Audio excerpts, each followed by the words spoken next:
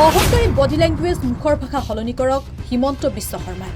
চৰকাৰী ঘৰ চৰকাৰী আঁচনিৰ পইচা মোদীৰ বাপেকৰ টকা নহয়। হিমন্তৰো বাপেকৰ টকা লৈ থকা নাই জনতাই। অসমৰ মানুহে হিমন্ত বিশ্ব শৰ্মাক ভয় নকৰে। 2026ত পৰাস্ত হোৱাৰ ভয়ত বিজেপিত এতিয়া প্ৰসৱ যন্ত্ৰণা চলি আছে। অসমত বিজেপিক কেতিয়াও কোনেও উদ্ধাৰ কৰিব নোৱাৰে। মুখ্যমন্ত্ৰী হিমন্ত বিশ্ব শৰ্মাৰ বিৰুদ্ধে পুনৰ আক্ৰমণাত্মক ৰূপত বিধায়ক অখিল গগৈ। অখিল গগৈৰ মন্তব্য 2026ৰ নিৰ্বাচনী পৰাজয়ৰ ভয়ত এতিয়া আবুল তাবুল বকিবলৈ আৰম্ভ কৰিছে মুখ্যমন্ত্ৰী হিমন্ত বিশ্ব শৰ্মাই। শুনোৱা হওক কি কৈছে বিধায়ক অখিল গগৈয়ে। লোকসভা 2024 চনৰ লোকসভা নিৰ্বাচনে অসমত বিজেপিক এটা ডাঙৰ ঝাটকা দি গ'ল। এই যিটো ঝাটকা, সেই ঝাটকাটোৰ যিটো ট্ৰমা বুলি কয়, সেই ট্ৰমাটোৰ পৰা এতিয়াও বিজেপি দলটো, অসম ৰাজ্যিক বিজেপি দলটো আৰু বিশেষভাৱে মুখ্যমন্ত্ৰী আৰু মুখ্যমন্ত্ৰীৰ সাংগু পাংগুসকলে এতিয়াও সেই ট্ৰমাটোৰ পৰা উঠিব পৰা নাই। যদিও বিজেপিৰ আপোনাৰ সাংগঠনিক সভাত সিদ্ধান্ত গ্ৰহণ কৰা হৈছে যে পীযুষ হাজৰিকা, জয়ন্ত মল্ল বৰুৱা আৰু অন্যান্য মন্ত্ৰী আৰু বিধায়কবিলাকৰ অহংকাৰী বডি লেংগুৱেজটো বদলাব লাগিব। যদিও বিজেপিয়ে নিৰ্দেশ দিছে যে এতিয়া আকৌ জনতাৰ মাজলৈ যাবৰ কাৰণে অসমৰ মুখ্যমন্ত্ৰীকে ধৰি সকলো মানুহে এতিয়া তেওঁলোকৰ মুখৰ ভাষা বদলাব লাগিব, কিন্তু অসমৰ মুখ্যমন্ত্ৰীজনৰ স্বভাৱেই এনেকুৱা যে তেওঁ মুখৰ ভাষা বদলাব নোৱাৰে। তেওঁ মাইকটো দেখি গ'লে, টিভিৰ মাইকটো যেতিয়া দেখি যায়, বুমটো যেতিয়া দেখা যায়, তেওঁ পগলাৰ নিচিনা হৈ যায়।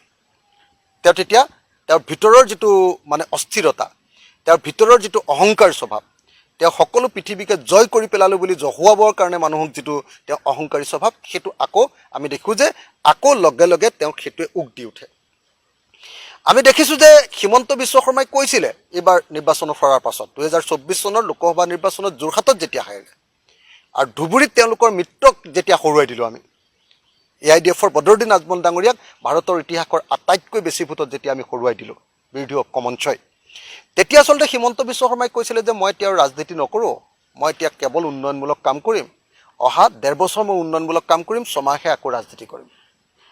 কিন্তু তাৰ কোৱাৰ দুদিনৰ পাছতে তেওঁ আকৌ দেখা গ'ল যে তেওঁ আকৌ আগৰ ৰূপত স্বমহিয়ান হৈ আকৌ আগৰ নিচিনাকৈ তেওঁ উন্মাদ বক্তব্য প্ৰদান কৰিবলৈ আৰম্ভ কৰি দিলে। আমি দেখিলোঁ যে আকৌ হিমন্ত বিশ্ব শৰ্মাই লগে লগে শিক্ষকসকলক গালি পাৰিবলৈ আৰম্ভ কৰি দিলে যে শিক্ষকে আমাক ভোট দিয়া নাই। কিমান যে বাৰম্বাৰ অসমৰ শিক্ষকসকলক এই মানুহজনে অপমান কৰিছে সকলোৱে আপোনালোকে জানে।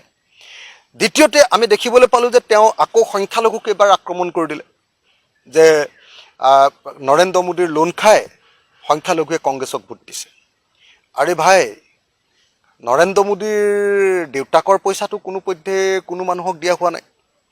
PMAY ঘৰটো যে, চৰকাৰী ঘৰটো যে দিছে, সেইটো কি বিজেপিৰ নিজৰ টকা নে নৰেন্দ্ৰ মোদীৰ নিজৰ টকা?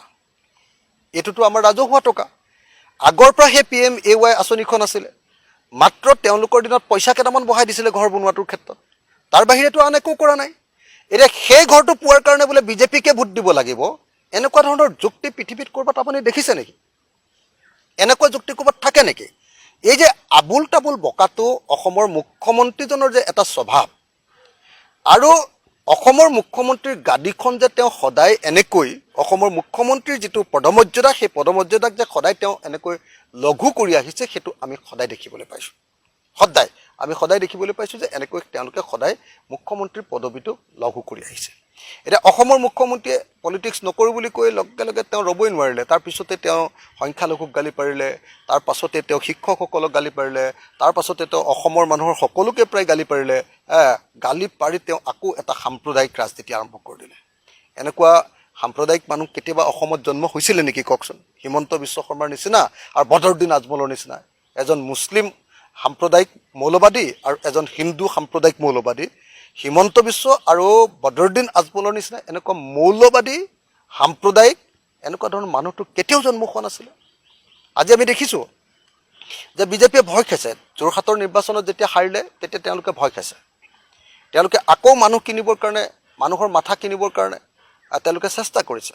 কিন্তু এটা কথা প্ৰতিপন্ন হৈ গৈছে যে 2024 এটা শিক্ষা দি গ'ল যে অসমৰ মানুহে হিমন্ত বিশ্ব শৰ্মালৈ ভয় নকৰে।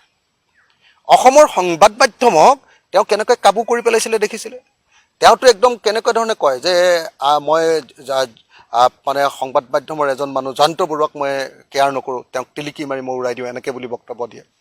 তেওঁ প্ৰত্যেকটো সংবাদ মাধ্যমৰ মালিকক ধমকি দিয়ে, সাংবাদিকক ধমকি দিয়ে, এনেকুৱা পৰিস্থিতিলৈ গুচি গৈছিলে।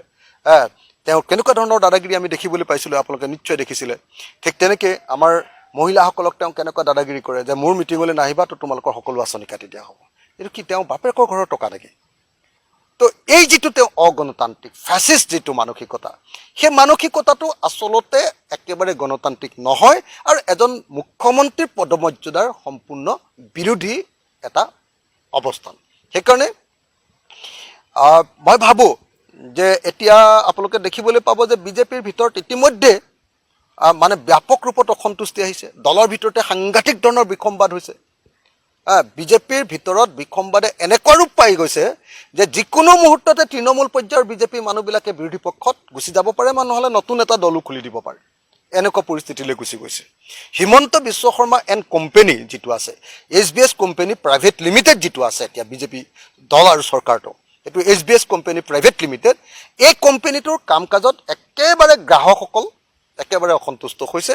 তাৰ চেয়াৰ হোল্ডাৰবিলাক যিবিলাক সৰু সৰু যিবিলাক চেয়াৰ হোল্ডাৰ আছিলে সেইবিলাকো অসন্তুষ্ট হৈছে, বিজেপি দলৰ মানুহবিলাকো অসন্তুষ্ট হৈছে আৰু সেইকাৰণে বিজেপিৰ ভিতৰত বিসম্বাদে গা কৰি উঠিছে। হিমন্ত বিশ্ব শৰ্মাৰ প্ৰতি মানুহৰ অসন্তুষ্টি বাঢ়িছে আৰু সেইকাৰণে আমি দেখিবলৈ পাইছোঁ যে হিমন্ত বিশ্ব শৰ্মাই এতিয়া আবুল তাবুল বকিবৰ কাৰণে আৰম্ভ কৰিছে। মই ভাবোঁ যে 2024 চনৰ বিধানসভাৰ নিৰ্বাচনে, 2024 চনৰ লোকসভাৰ নিৰ্বাচনে 2026 চনৰ বিধানসভাৰ নিৰ্বাচনৰ কাৰণে বিজেপি যে পৰাভূত হ'ব তাৰ কাৰণে এটা ৰাস্তা খুলি থৈ গ'ল। আৰু অসমৰ মানুহে যে বিজেপিক ভয় নকৰে, তেওঁলোকে এনকাউণ্টাৰ কৰে, তেওঁলোকে মানুহক জেলত দিয়ে, তেওঁলোকে ফেচবুকত কথা এটা লিখিলেও যে মানুহৰ ওপৰত আক্ৰমণ কৰে, মানুহক কাকো শান্তিত থাকিবলৈ দিয়া নাই, চৰকাৰী কৰ্মচাৰীক থাকিবলৈ দিয়া নাই, ব্যৱসায়িক শান্তিত থাকিবলৈ দিয়া নাই, ছাত্ৰ ছাত্ৰীক শান্তিত থাকিবলৈ দিয়া নাই, হিতাধিকাৰীক শান্তিত থাকিবলৈ দিয়া নাই, একদম অশান্তি যে কৰি দিছে, সেই বস্তুটোৰ বিপক্ষে মানুহৰ এটা সাংঘাতিক ধৰণৰ জাগৰণ আহিছে।